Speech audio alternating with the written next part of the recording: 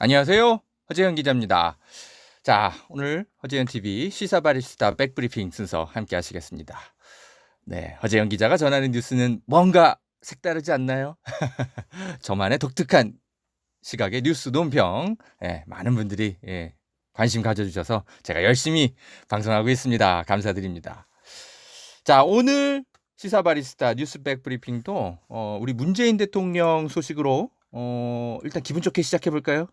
이따 화낼 것들이 좀 많아가지고 문재인 대통령의 국정수행 지지율이 71%를 기록했다는 한국갤럽의 여론조사 결과가 나왔죠. 이건 아마 소식 보셨을 거예요. 근데 이걸 보고 우리만 놀란 것도 아니라 외신들이 엄청나게 깜짝 놀라서 이것들을 보도했네요. 이게 제가 외신들을 가끔씩 보는데 우리나라 그 대통령 지지율 추이를 기사화하는 거는 제가 거의 본 적이 없는 것 같아요. 거의 뭐 30%대로 대폭락하거나 뭔가 이제 그런 이제 현상이 벌어지면 보도들을 하는데 이렇게 큰 폭으로 상승한 거, 70%를 넘긴 거, 이거 가지고 외신들도 깜짝 놀란 것 같아요. 미국 블룸버그 통신이랑 일본의 니지 통신이 집권 후반기 지지율로는 한국에선 매우 이례적이다 이러면서 평가를 하면서 보도를 했네요. 사실 그렇죠. 이런 일은 지금 역대 대통령 중에 처음 있는 일일걸요. 지금 71%라는 그 지지율이 2018년 7월 그때 이후로 처음이거든요. 그러니까 대통령이 집권하고 나서 얼마 안 돼 가지고 이제 그 지지율로는 정말 그때는 당연히 높을 수밖에 없지만 그 취임 3년 차 지지율로는 정말 역대 대통령 중 최고치인 겁니다. 그러니까 거의 그 취임 초기처럼 돌아간 거예요. 블룸버그 통신이 이렇게 분석했어요. 이런 결과는 한국에서 문재인 정부가 신규 감염자가 몇 주 동안 한 자릿수로 떨어지면서 나온 것이다. 전염병에 대한 강력한 대응이 표를 얻을 수 있음을 세계 지도자들에게 알리는 신호다. 이렇게 분석을 했습니다. 이게 그 블룸버그가 그러면서 또 이렇게 얘기했어요. 다른 대통령들처럼 문재인 대통령도 초기에는 좀 실수를 했지만 대규모 진단 검사와 집단 감염자들을 격리하는 데 집중하면서 확산세가 급격히 둔화된 것으로 평가된다라고 했는데, 그러니까 다른 그 대통령들은 계속 실수만 하고 있죠. 그런데 문재인 대통령은 이게 대통령의 뭐 실수라기보단 일종의 그냥 돌발 상황이었는데 아무튼 간에 어쨌든 이 위기를 극복하는 데 있어서 대통령의 지도력 이런 것이 얼마나 크게 작용을 했는가 높이 평가한 겁니다. 우리 문재인 보유국의 위상을 우리 국민이 함께 자축하고 있습니다. 이런 거는 기뻐해도 됩니다, 여러분. 국격 상승 아자. 참, 박근혜 대통령 때 이런 일이 벌어졌으면 정말 아이고 재난 컨트롤 타워가 청와대가 아닙니다. 이런 얘기나 또 한심한 소리 듣고 있었겠죠. 아유 생각만 해도 아주 그냥. 자, 이 외에도 제가 준비한 색다른 뉴스 원드들 많이 있습니다. 잠시 저는 커피물 좀 내리고 다시 오겠습니다.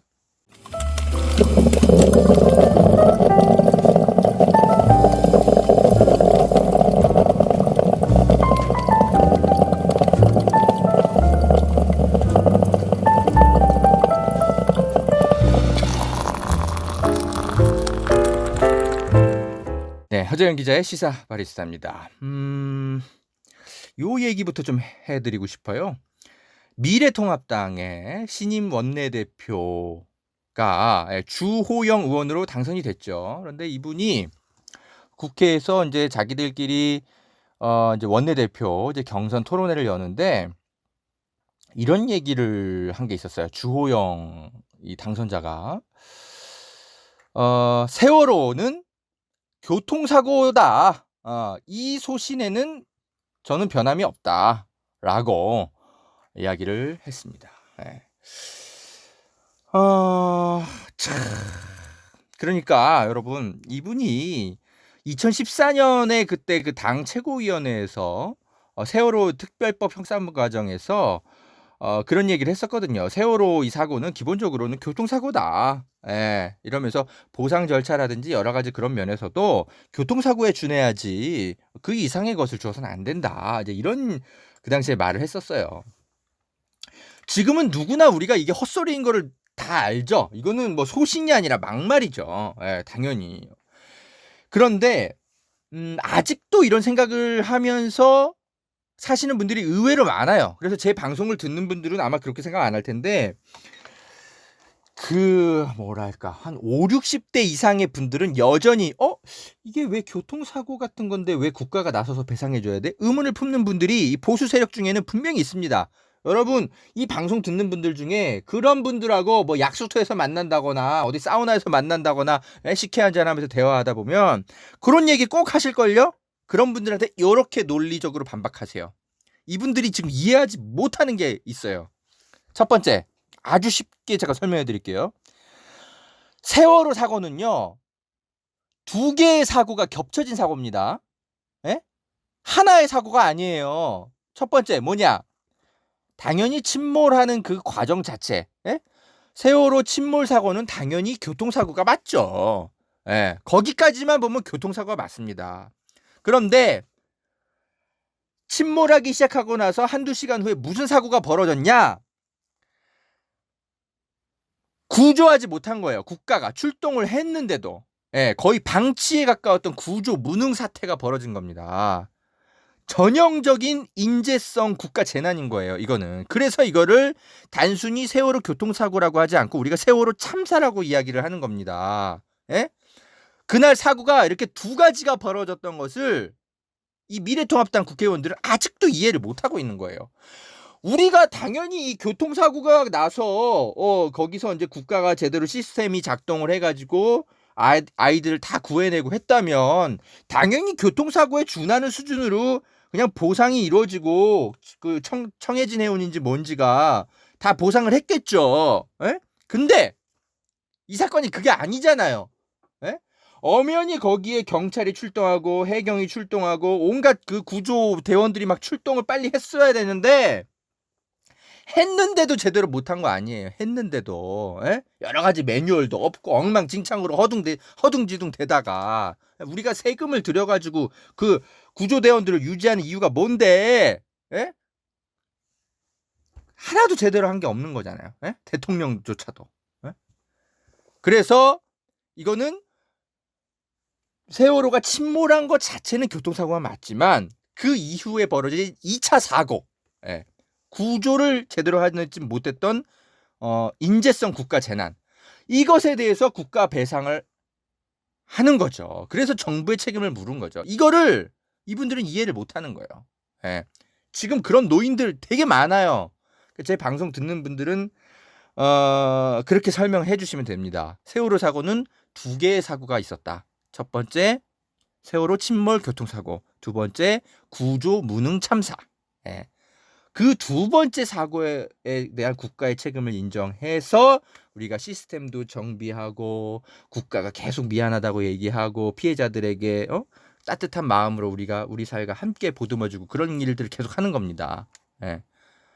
이거를 이해 못하고 있어요. 미래통합당은 여전히. 예. 볼 때마다 스트레스예요, 여러분. 자, 그렇게 꼭 반박을 해주십시오, 여러분. 미래통합당과 관련해서 또 스트레스 받는 또 뉴스가 하나 또 있었어요. 뭐냐? 이분들이 거의 뭐 유체 이탈의 어떤 그 기네스북 오를 정도로 그런 유체 이탈 논평을 하나 한 게 있는데 5월 11일 날 지금 그 윤미향 더불어시민당의 당선인 이 이제 그 대표였던 그 정의기억연대라고 있잖아요. 예전에 과거 정대협. 여기서 지금 후원금 사용 문제가 투명하지 못했다. 이런 지금 문제 제기가 내부에서 나와가지고 정대협의 이제 대표 할머니께서 문제 제기를 해가지고 지금 논란이 좀 벌어지고 있죠. 그래서 당사자들끼리는 약간의 이제 좀 진실 공방을 좀 하고 있어요. 저는 이 진실 공방에 대해서 제가 뭐 취재를 한 것도 없고 뭐 어떤 입장도 갖고 있지 않기 때문에 제가 뭐 이 부분에 대해서는 그냥 지켜보고 있는데 제가 화나는 건 뭐냐면 미래통합당이 자격도 없는 미래통합당이 여기다 대고 숟가락을 얹어서 윤미향과 어떤 민주당을 비판하는 논평을 내기 시작했다는 거예요. 와, 진짜 화가 납니다.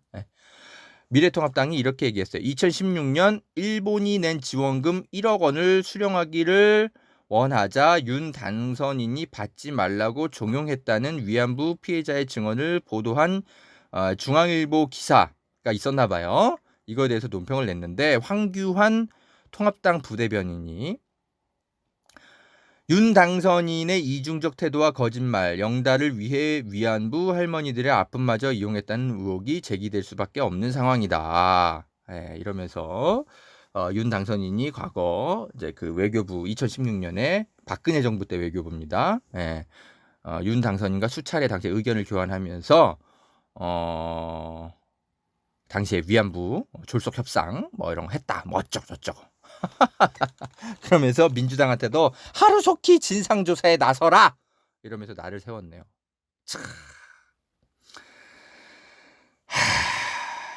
제가요 진짜 이게 미래통합당 진짜 니들은 좀 빠져라.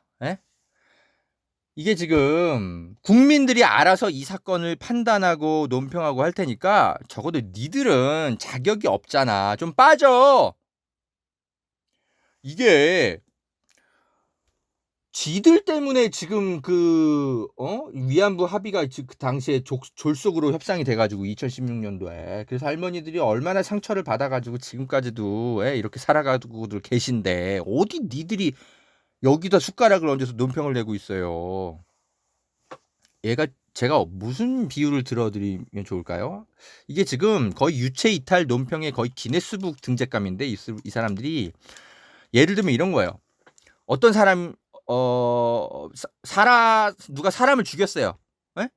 그러니까 유가족들이 이제 장례를 치르겠죠. 그런데 그 장례식장에 나타나가지고 조의하러 온 조문객들 그 조의금을 투명하게 사용 내역을 밝히지 않는다면서 이 유족을 규탄하는 성명서를 갑자기 장례식장에 살인자가 나타나가지고 성명서를 낸 격이에요. 어디다 대고 네가 여길 나타나? 사람을 죽여놓고. 미래통합당은 거의 그런 수준 아닙니까? 이 사람들은 그냥 정치적인 목적 달성을 위해서라면 그냥 안면 몰수하고 막 행동하는 사람들이에요. 이 사람들이 지금 110석이라는 국회의석을 그나마 확보를 해가지고 이렇게 기고만장한 겁니다. 여러분 다음 4년 안에 이 사람들 20석 밑으로 쪼그라들게 만들어야 돼요. 원내 교섭단체가 아예 되지 못하게 해야 됩니다. 역사 속으로 하나하나 조금씩 밀어내야 돼요. 이것들이 어디다 대고 혈압이 오르려고 그럽니다. 자, 우리 요즘 개그맨 누구지? 수다맨 하시는 분 있잖아요. 그분이 요즘 논평 재밌게 하시던데 이거 좀 논평해 주셨으면 좋겠어요. 제가 이 이상 더 논평을 못 하겠어요. 너무 혈압이 올라가지고. 이거 진짜 정성호 씨인가요, 이름이? 그분 재밌더라고요, 요새. 자, 또 하나 좀 흥미로운 뉴스 하나 전해드리고 2부로 넘어갈게요. 지성호 당선자, 이분 이제 탈북자 출신 국회의원 당선자인데 이분이 이제 김정은이 99% 죽었을 것으로 확신한다. 이런 말도 안 되는 얘기를 해가지고 지금 논란이잖아요. 근데 이분이 과거에 했던 헛소리들이 하나하나 더 밝혀지고 있어요. 지성호 씨가 과거에 이런 얘기도 했었다고 하네요. 북한에서는 장애인을 낳으면 의사들이 목을 눌러가지고 죽이고 생체 실험 대상이다. 이런 얘기를 예전에 했었다고 하네요. 이런 이야기가 어떻게 알려졌냐면 홍강철 씨라고 이분도 이제 북한 이탈 주민인데 이분이 지금 왈가왈북 TV라고 북한에 대해서 설명하는 남한의 탈북자들의 말에 대해서 진실 검증을 하는 방송을 하고 있거든요. 제가 홍강철 씨도 제가 개인적으로 잘 아는 분인데 이분 방송 좀 들을만해요. 왈가왈북 이렇게 검색하시면 돼요. 이 홍강철 씨가 지성호 씨가 과거에 이런 얘기까지 했다면서 폭로를 했어요. 지금 북한에서 장애인이 나오면 그렇게 목을 졸라 죽인다는 거예요. 여러분 이렇게 그러면서 생체 실험 대상으로 삼는다는 게 이게 이게 말이나 되는 소리입니까? 이게 믿기지가 않잖아요. 예. 왜냐하면 이 홍경철 씨가 바로 그 증거 영상을 올렸는데 자기 페이스북에다가 북한의 장애인 선수들이 2018년 인도네시아 장애인 아시안 게임에 참가하는 영상을 첨부해서 올렸어요. 아니, 장애인이 생기면은 목 졸라서 죽여가지고 다 생체 실험 대상으로 삼는다며. 그럼 이 장애인 아시안 게임 참여하는 영상은 뭐야? 이 지성호 씨가 어떻게 보면 뭐랄까 이제 북한의 최대 그 변방 지역 있어요. 그 지역에서 이제 거지처럼 살다가 이제 진짜 극빈층이었던 거예요. 예? 그렇게 살다가 근데 이분도 좀 장애를 갖고 있는 사람이잖아요. 그래서 북한의 무슨 장애인 정책에서 뭔가 좀 한마디 하고 싶었는지 어쨌는지 모르겠지만, 예. 장애인들을 목 졸라 죽여갖고 생체 실험 대상으로 삼는데요. 예. 그래서 본인이 그거 안 당하려고 탈출했다네. 뭐 그런 얘기를 했나 봐요.